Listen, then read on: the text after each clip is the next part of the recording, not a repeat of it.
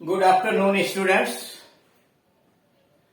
इस वीडियो के अंतर्गत हम लोग एक नया चैप्टर शुरू करेंगे, काइंड्स ऑफ सेंटेंसेस,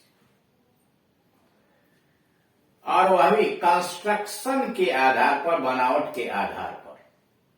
यानी बनावट के आधार पर वाक्य कितने प्रकार के होते हैं, इसकी संपूर्ण जानकारी यहां दी जाएगी। इसके पहले भी काइंड्स ऑफ सेंटेंसेज आया हुआ था, लेकिन वहां मीनिंग के आधार पर था, अर्थ के आधार पर। वहां आपको बतलाया गया था कि वाक्य 5 प्रकार के होते हैं, यानी अर्थ के दृष्टिकोण से वाक्य 5 प्रकार के होते हैं। पहला असर्टिव सेंटेंस, फिर इंट्रोगेटिव, फिर इंपरेटिव, एक्सक्लेमेटरी और ऑप्टेटिव सेंटेंस। यानी साधारण कथन या विधि सूचक वाक्य, प्रश्नवाचक वाक्य, आदेशात्मक वाक्य, विस्मय बोधक वाक्य और शुभकामना प्रकट करने वाले वाक्य। ये सब अर्थ के दृष्टिकोण पर बताए गए थे। यहां पर है कि बनावट के आधार पर, कैसे बना हुआ है वाक्य, उसके आधार पर वाक्य कितने प्रकार का होते हैं। जैसे मान लीजिए बिना आधार का किसी भी चीज का आप विभाजन करेंगे, प्रकार बनाएंगे, तो गलत हो जाएगा। जैसे मान लीजिए घर कितने प्रकार के होते हैं, तो जितने होंगे उतने उत्तर हो जाए। लेकिन अब बनावट के आधार पर कह दिया जाए कि मिट्टी का, गिट्टी सीमेंट का और लकड़ी का, ऐसे बना के आप विभिन्न तरह का प्रकार कर सकते हैं। आदमी कितने प्रकार का होते हैं, अच्छा बुरा 2 तरह के, और कोई एज के आधार पर बांट देगा तो बच्चा, जवान और बूढ़ा 3 तरह का हो। यानी आधार क्या है विभाजन का, यह होना चाहिए। यह आधार है वाक्य की बनावट का। सेंटेंस छोटा है, बड़ा है, असर्टिव है, इंट्रोगेटिव है, इंपरेटिव है, इसका कोई मतलब नहीं, बना किस प्रकार है। जैसे kinds of sentences based on construction, construction संरचना, बनावट, यानी बनावट के आधार पर वाक्य 3 प्रकार के होते हैं। यानी निर्माण के आधार पर वाक्य 3 भागों में बांटा जा सकता है। पहला सिंपल सेंटेंस, साधारण वाक्य, सिंपल सेंटेंस, साधारण वाक्य। दूसरा कंपाउंड सेंटेंस, संयुक्त वाक्य, कंपाउंड सेंटेंस, संयुक्त वाक्य। और तीसरा कॉम्प्लेक्स सेंटेंस, मिश्रित वाक्य। अब पहले नंबर पर आइए, सिंपल सेंटेंस, साधारण वाक्य क्या होता है। जिस वाक्य में केवल एक ही सब्जेक्ट और एक ही फाइनाइट वर्ब होती है। यानी ऐसा वाक्य जिसमें एक ही सब्जेक्ट और एक ही फाइनाइट वर्ब होती है, उसे सिंपल सेंटेंस यानी साधारण वाक्य कहते हैं। यानी ऐसा कोई वाक्य है, चाहे असर्टिव हो, इंट्रोगेटिव हो, इंपरेटिव हो, जिसमें एक सब्जेक्ट और एक ही फाइनाइट वर्ब यानी मुख्य क्रिया दी गई हो, उसको वाक्य को कहते हैं सिंपल सेंटेंस। जैसे स्टॉप, स्टॉप, रुक जाओ, इसमें देख रहे हैं एक ही शब्द वाक्य का निर्माण कर दिया। इंपरेटिव है, यू यहां छिपा हुआ है। यानी इस वाक्य में स्टॉप एक शब्द है जो फुल वर्ब का निर्माण कर रहा है। Number 2, I went to Delhi, मैं दिल्ली गया। इस वाक्य में आई सब्जेक्ट है और वेंट मुख्य क्रिया है, फाइनाइट वर्ब। तीसरा, हरी इज रीडिंग, हरी पढ़ रहा है। इस वाक्य में इज और रीडिंग 2 क्रियाएं आई हैं, जो दोनों मिलकर एक फुल वर्ब का निर्माण कर रही हैं। इज है सहायक क्रिया, रीडिंग है मुख्य क्रिया। सहायक क्रिया और मुख्य क्रिया दोनों मिलकर के फुल वर्ब का निर्माण कर रहे हैं। I am being taught by mister Gupta, मुझे मिस्टर गुप्ता के द्वारा पढ़ाया जा रहा है। इसमें 3 क्रियाएं हैं, एम है, बीइंग है और टॉट है। ये तीनों क्रियाएं यानी एम और बीइंग तथा टॉट मिलकर फुल वर्ब का निर्माण कर रहे हैं। He has been suffering from fever since morning. इस वाक्य में has been suffering 3 क्रियाएं आई हैं। has been auxiliary वर्ब यानी हेल्पिंग वर्ब है, और सफरिंग मुख्य क्रिया, यानी तीनों मिलकर फुल वर्ब का निर्माण कर रहे हैं, has been suffering। और उसके बाद I shall have been reading for 2 hours. इसमें 4 क्रियाएं मिलकर के फुल वर्ब का निर्माण कर रही है, शैल हैव बीन और रीडिंग। अब तब जाके फुल वर्ब का निर्माण हुआ। अब आप यह देख रहे हैं कि सब में एक एक क्रियाएं आई हुई हैं, यानी एक एक फाइनाइट वर्ब आया है, उसको मुख्य क्रिया कह लीजिए। तो इसलिए इस सेंटेंस को आप सिंपल सेंटेंस कहेंगे, क्योंकि सब में एक ही फाइनाइट वर्ब, एक ही मुख्य क्रिया आई है, इसलिए सेंटेंस सिंपल कहलाएगा। अब जरा ध्यान दीजिए, फाइनाइट वर्ब का मतलब क्या है। देखिए, जानते हैं क्रियाएं 2 तरह की होती है, फाइनाइट वर्ब और नॉन फाइनाइट वर्ब। ठीक, झगड़ा है फाइनाइट और नॉन फाइनाइट का, वो है फिनिट। फिनिट का तो सीमा के अंदर नहीं, वो तो क्रियाएं आपका axillary verb, model axillary verb, finite verb, non finite verb, है ना, और लिंकिंग वर्ब, ये सब क्या है, क्रियाएं हैं।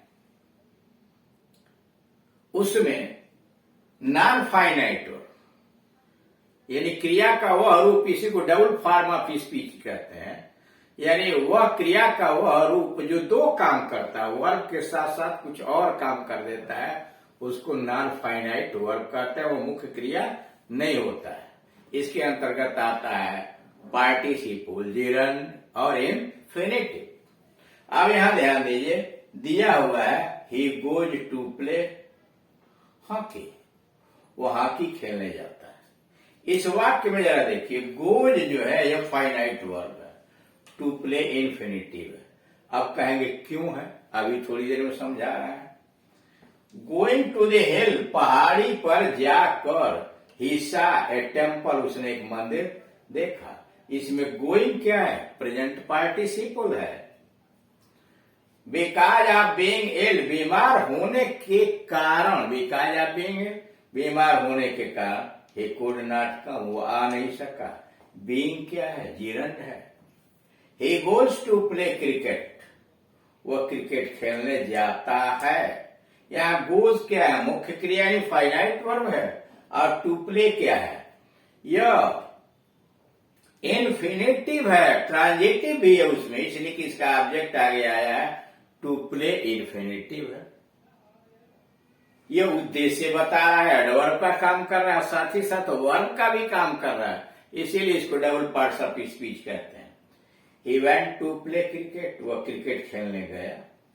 ही has gone to play cricket, वह क्रिकेट खेलने चला गया है। He is going to play cricket, वह क्रिकेट खेलने जा रहा है। They go to play cricket, वह क्रिकेट खेलने जा रहे हैं। आप ये विभिन्न वाक्यों में आप यहां देख रहे हैं 10 से लेकर 15-14 के बीच में क्या है, यहाँ गोज आया हुआ है, या वेंट आया है, या हैज गॉन आया है, और यहाँ क्या है, इज गोइंग आया हुआ है। यानी गो के विभिन्न रूप का प्रयोग, कहीं गो है, कहीं गोज है, कहीं गोइंग है, कहीं गॉन है। ऐसा क्यों? अब जरा उसी वाक्यों में प्ले को देखिए। वाक्य नंबर 10 में प्ले, टू प्ले ही है। 11 में भी टू प्ले है, 12 में भी टू प्ले है, 13 में भी टू प्ले है, 14 में भी टू प्ले है। यानी आपने टेंस बदल दिया, आपने सिंगुलर से प्लूरल सब्जेक्ट कर दिया, लेकिन प्ले ज्यों का त्यों रहा।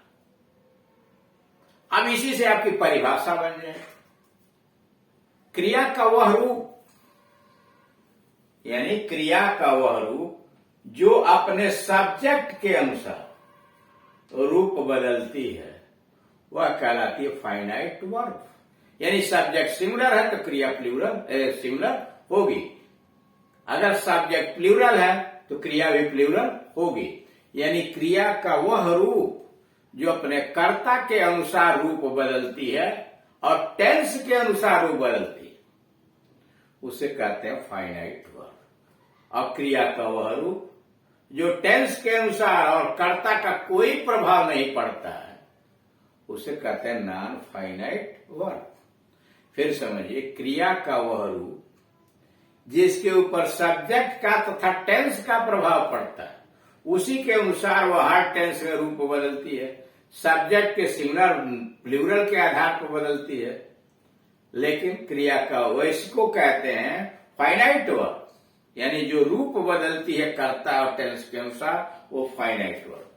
लेकिन जो कर्ता और टेंस के अनुसार अपना रूप नहीं बदलती वह नॉन फाइनाइट वर्ब या डबल पार्ट्स ऑफ स्पीच कहा जाता है। और वह होते हैं तीन तरह का, इन्फिनेटिव, जेरंड और पार्टिसिपल। जैसे इस वाक्य में देख रहे हैं गो के विभिन्न रूप, यहाँ गोज, यहाँ वेंट, यहाँ हैज गॉन, यहाँ गोइंग और यहाँ गो क्या है, ये फाइनाइट वर्ब। लेकिन हर जगह जो टू प्ले लिखा हुआ है यह तो इन्फिनेटिव है, यह फाइनाइट वर्ब नहीं है। अब जरा इसके आगे देखिए, पहले वाक्य में वर्ब में केवल एक शब्द स्टॉप है, यानी पहला वाक्य जो लिखा हुआ है इसके पहले उसमें एक ही शब्द आया हुआ है स्टॉप, यानी वह एक ही शब्द से क्रिया का निर्माण हुआ। दूसरे वाक्य में वर्ब केवल एक शब्द वेंट है, यानी यहां जो देख रहे हैं आया आई वेंट टू दिल्ली, इसमें एक ही शब्द। तीसरा वाक्य वर्ब में दो शब्द हैं, एज रीडिंग, यहां आया हुआ है एज रीडिंग, हरी एज रीडिंग।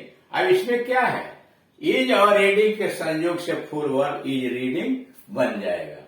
चौथे वाक्य में वर्ब में तीन शब्द आई एम बीइंग और स्टार्ट, यानी तीन शब्दों से मिलकर के वर्ब बना, फुल वर्ब बना है, जिसे के संयोग से full verb I am being start बनी है।